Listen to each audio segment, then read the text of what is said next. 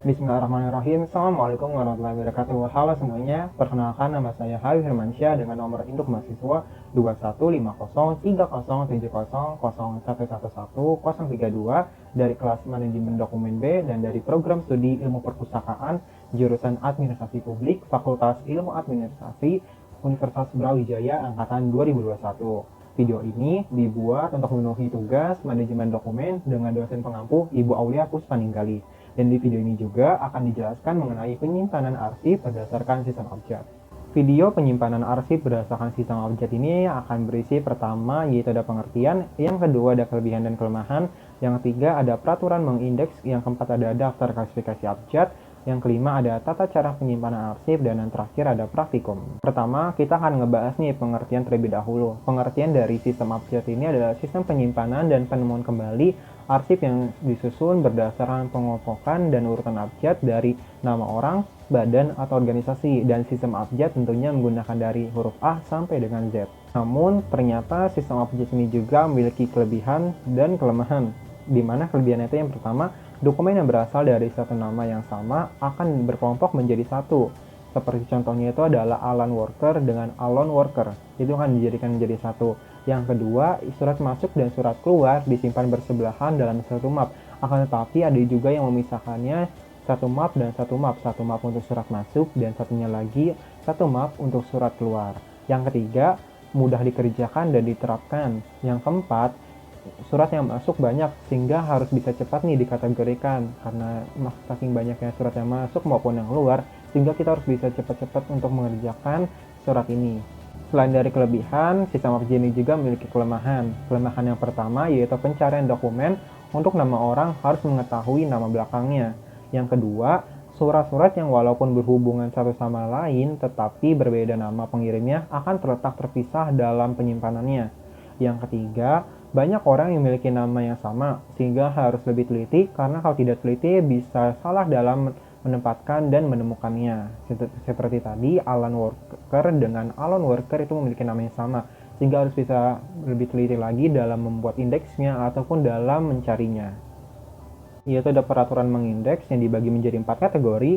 Yang pertama ada nama badan pemerintahan atau swasta, yang kedua nama organisasi atau badan sosial dan lainnya, yang ketiga itu nama tempat atau wilayah, dan yang terakhir adalah nama.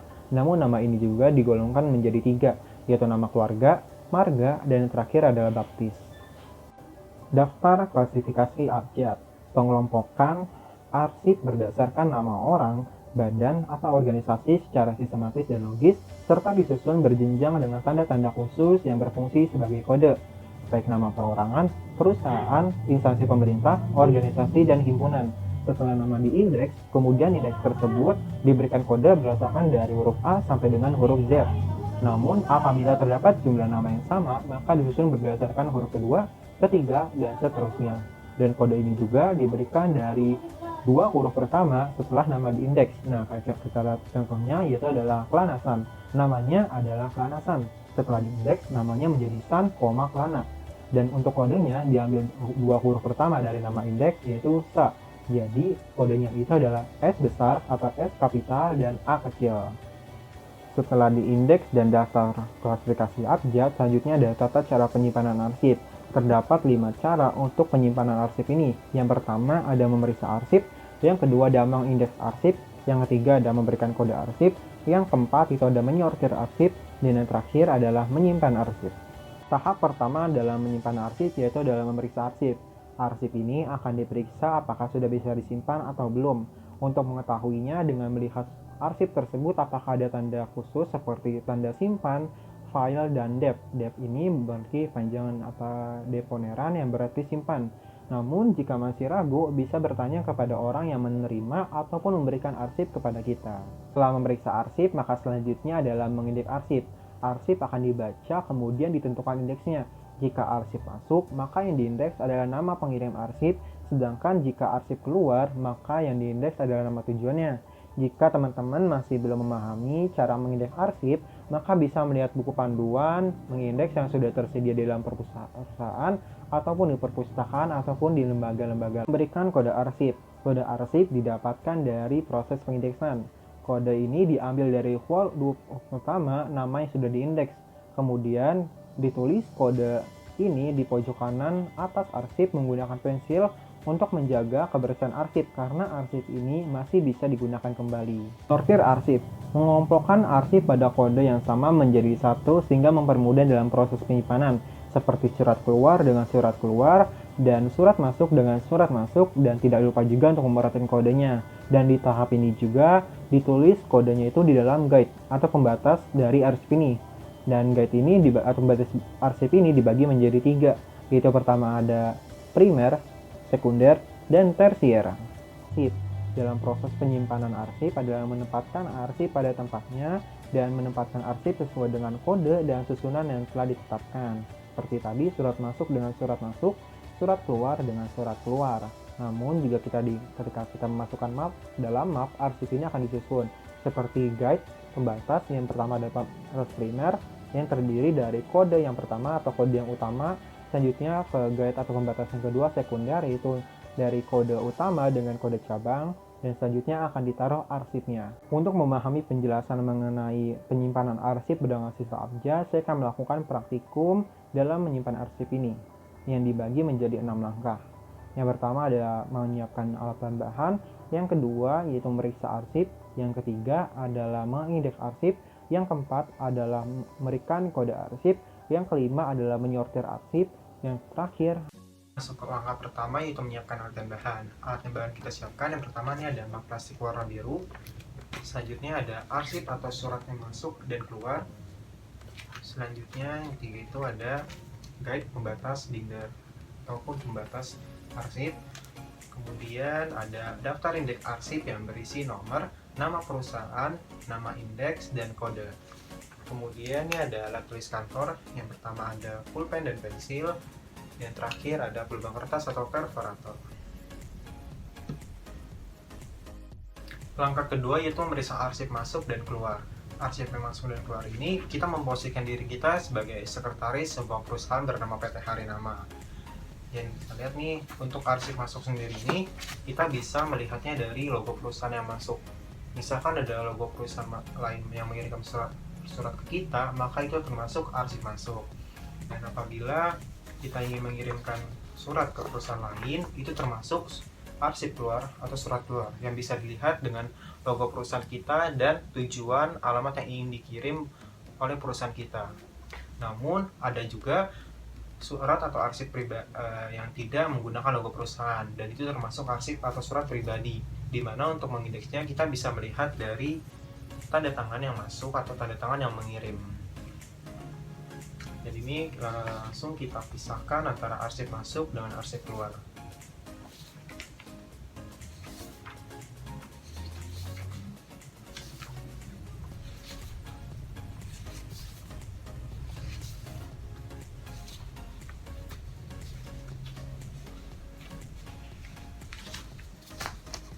Jika sudah dipisahkan, kemudian dirapikan.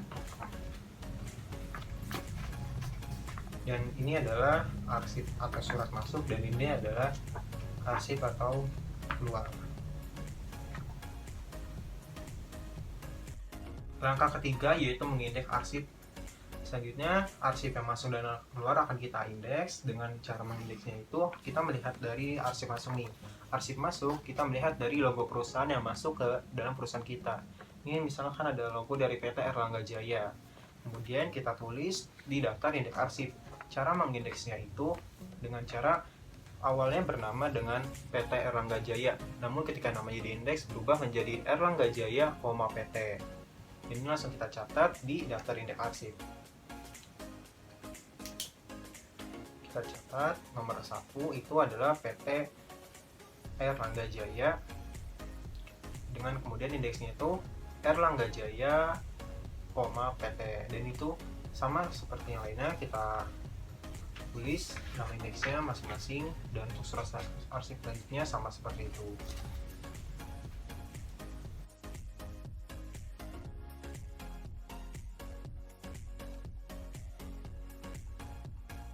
Surat pribadi, misalkan adalah surat pribadi yang tidak ada logo perusahaannya, maka kita bisa melihat dari nama pengirimnya.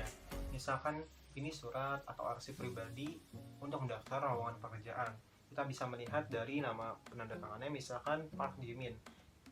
Jadi nama indeksnya itu adalah Jimin, Park. Dan selanjutnya adalah arsip luar. Ini adalah arsip luar. Kalau di arsip luar ini kita melihat dari 7 alamat dalam ataupun tujuan yang dikirimkan oleh perusahaan kita. Namun jika ada misalkan ada alamat dalam dan nama perusahaan, nama direktur yang menerima, maka pada umumnya itu menulis nama perusahaannya untuk memudahkan dalam pengindeksan atau dalam pencarian arsip. Prosesnya sama seperti arsip masuk, kita catat di dalam daftar indeks arsip ini dengan menulis pertama nama perusahaannya, nama indeksnya. Contohnya misalkan kita mengirim ke PT Bumica atau PT Bumca, maka nama indeksnya menjadi Bumca, PT. Selanjutnya ini ada dari ini, misalkan PT Papan, jika nama indeksnya menjadi Papan, PT. Selanjutnya ada PT Biman, nama indeksnya menjadi Biman, PT. Dan itu pun sama kita catat ke dalam daftar indeks arsip ini.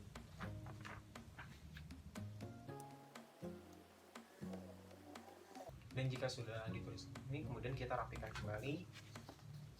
Dan ini adalah hasil dari indeksnya. Dan untuk penulisan daftar indeks sendiri, ini kita menulis dari surat masuk terlebih dahulu, kemudian baru surat keluar. Langkah keempat yaitu adalah memberikan kode pada arsip. Setelah kita mengindeks tadi arsip surat masuk ataupun yang sudah keluar di dalam daftar indeks ini, kemudian kita akan memberikan kode ke dalam arsip atau surat masuk tersebut. Untuk cara memberikan kodenya, itu kita melihat dari 2 huruf nama yang nama indeks. Contohnya tadi seperti apa? Misalkan ada, ini adalah Energi Samudra, PT. Jadi kita mengambil dari 2 huruf pertama dari nama indeksnya. Misalkan tadi kan Energi Samudra ya. Jadi kita ambil untuk nama kodenya itu adalah 2 huruf menjadi E besar, N kecil, dan penulisannya itu adalah E besar, N kecil. Pada huruf kapital dan N kecil. Selanjutnya kita tulis di pojok kanan atas arsip ini. Kemudian tulis menggunakan pensil. Kenapa menggunakan pensil? Karena demi menjaga kebersihan arsip ini.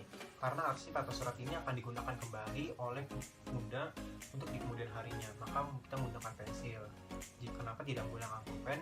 Ini demi menjaga kebersihan. Kita tulis di pojok kanan atas.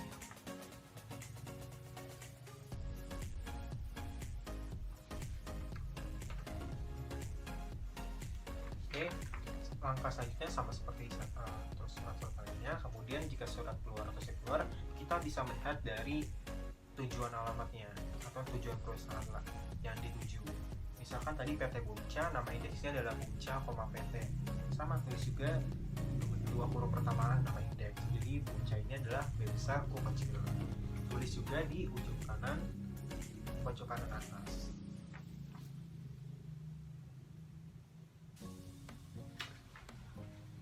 Lakukan sampai suratnya habis.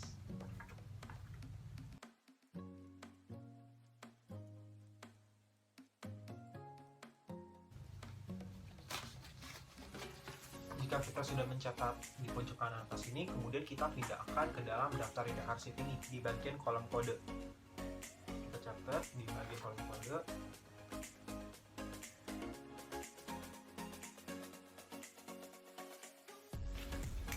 Kemudian jika sudah, maka kita rapikan kembali surat-surat yang sudah dimasukkan ke dalam daftar indeks arsip ini. Langkah yang kelima adalah menyortir surat atau arsip. Nah ini selanjutnya, kemarin kita sudah mencatat kode di pojok kanan atas ya. Selanjutnya kita pisahkan bagian surat masuk atau arsip masuk dan bagian keluar surat arsip yang keluar. Jika sudah dipisahkan, kemudian dirapikan.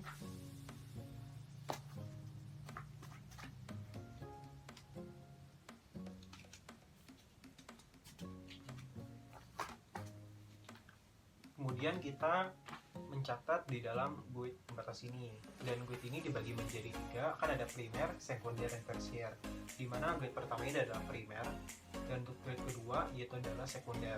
Dan untuk primer ini, tadi kan di dalam kode itu ada 2 huruf ya, huruf besar dengan huruf kecil. Dimana kalau huruf kecil, huruf utama ataupun huruf besar, kita tulis yang pertama, kemudian huruf yang kedua atau huruf cabang kita tulis di guide kedua.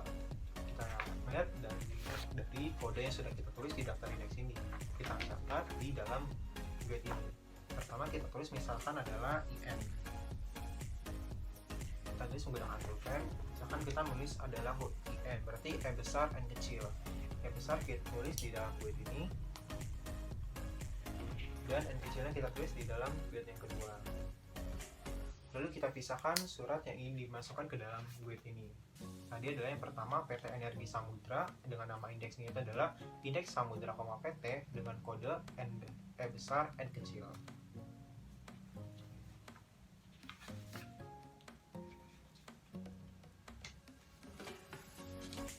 Untuk penyusunannya, yang pertama adalah guide primer dengan huruf utama, kemudian guide kedua huruf kecil, kemudian baru arsip atau suratnya. Susunannya adalah seperti ini. Lanjut, kedua yaitu adalah PT Hadi Makmur HA. Tulis juga berarti di keduanya. HA ini adalah H, ini adalah A. Kemudian kita catat juga sama seperti pertama, kita catat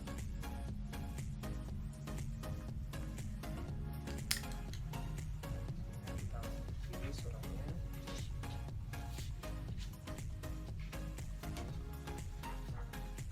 Posisikan dengan kodenya di atas ini sehingga memudahkan dalam mencarinya.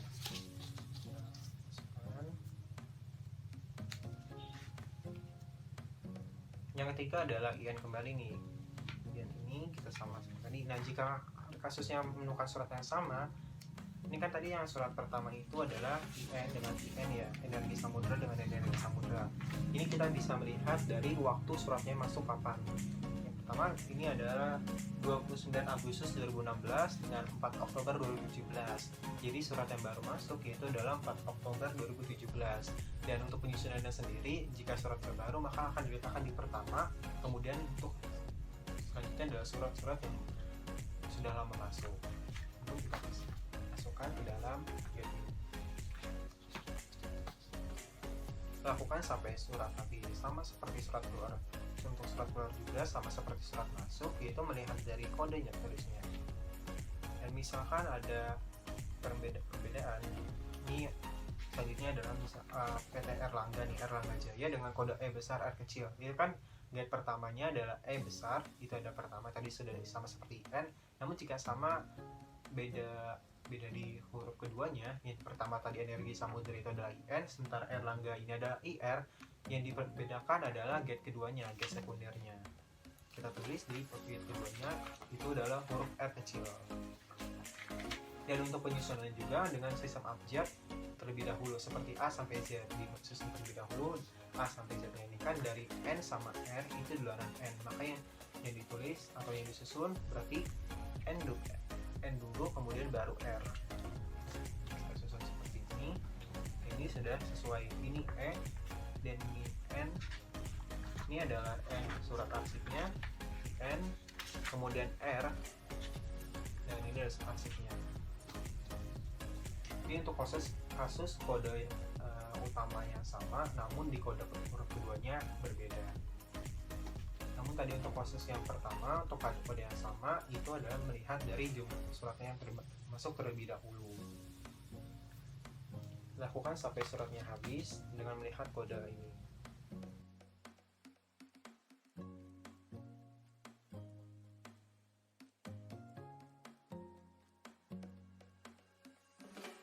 Tahap yang keenam atau tahap yang terakhir adalah menyimpan arsip. Sebelum disimpan, arsip ini akan dilubangi terlebih dahulu sehingga akan bisa masuk dalam map. Karena kita menggunakan map lubang, sehingga diperlukan terlebih dahulu melubangi arsip. Dan untuk tipsnya, ketika kita untuk mau melubangi arsip ini, tipsnya adalah kita lipat kedua bagian pertama bertemu dengan bagian akhir nih. Kita lipat, pertemukan, kemudian kita lipat sampai nih ada bekas lipatannya nih. Ini ada bekas lipatannya, kemudian baru kita lubangi dengan lubang kertas. Dan untuk melubanginya itu kita melihat dari ada segitiga kecilnya nih teman-teman. Kalau teman-teman lihat tuh ada segitiga kecil, kita masukkan.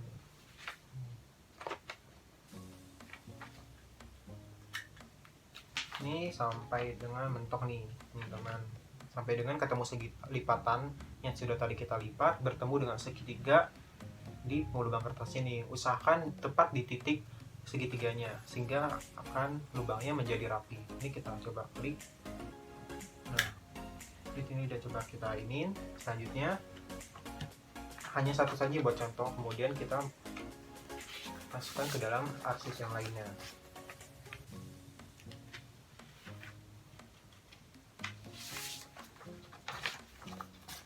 Ini kita arsip ini kita masukkan bersama.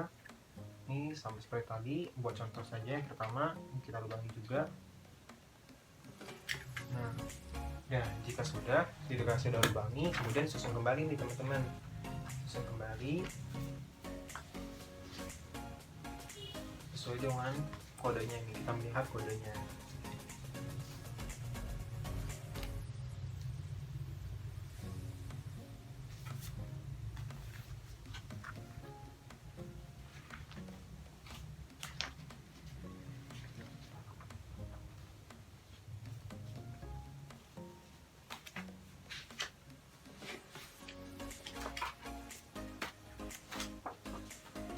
Dan ini sudah dilubangi semua, surat arsipnya sudah dilubangi semua. Kemudian kita tidak lupa juga melubangi daftar indeks arsip ini. Lubangi, kemudian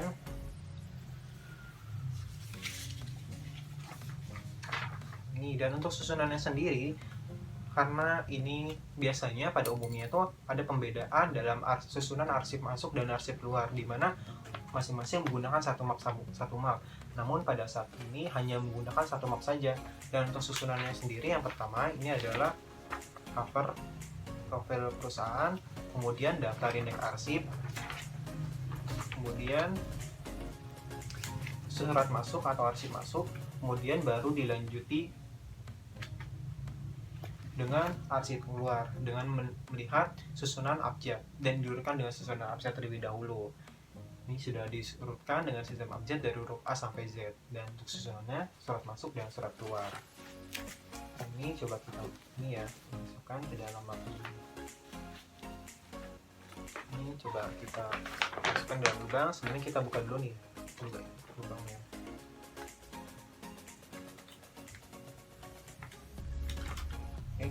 Ini sudah terbuka, kita masukkan.